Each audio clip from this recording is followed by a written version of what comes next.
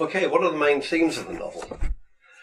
Well, the first one is focusing on counterfeit drugs. I wanted to say something about counterfeit drugs because it's a real problem.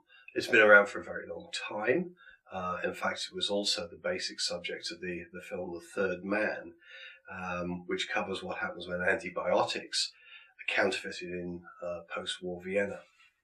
The problem with counterfeiting medicines is profitability. It's 20 times more profitable than trafficking illegal drugs.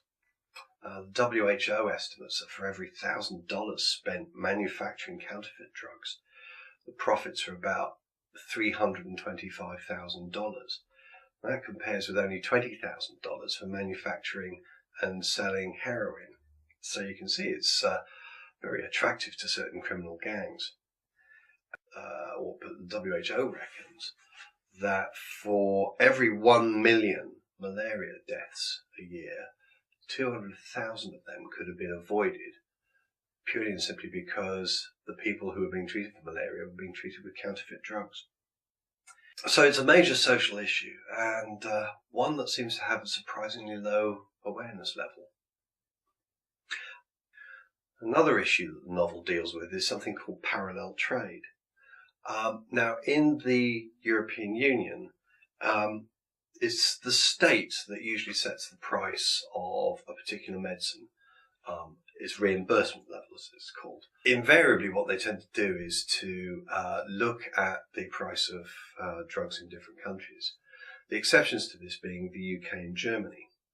Now, because politicians like to be seen as being tough negotiators, some countries have got a policy of undercutting all the other countries that they reference.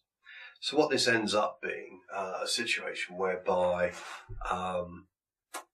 countries, particularly ones like France and Greece, have drug prices that are markedly lower than they are in other countries. Now, the Treaty of Rome, which is one of the central tenets of the European Union, enshrines free trade across countries.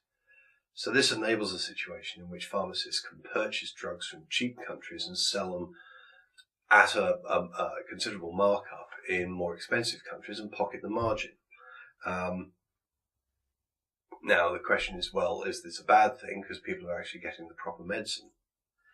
Well, it doesn't keep the cost of drugs down, even if some countries like the UK have a sort of an 8% clawback that they take for parallel imported drugs. And it also means that local taxes from local affiliates can't be gathered because these guys are selling drug but they're not getting any revenue from it. So it's not something that really sort of is of particular social value.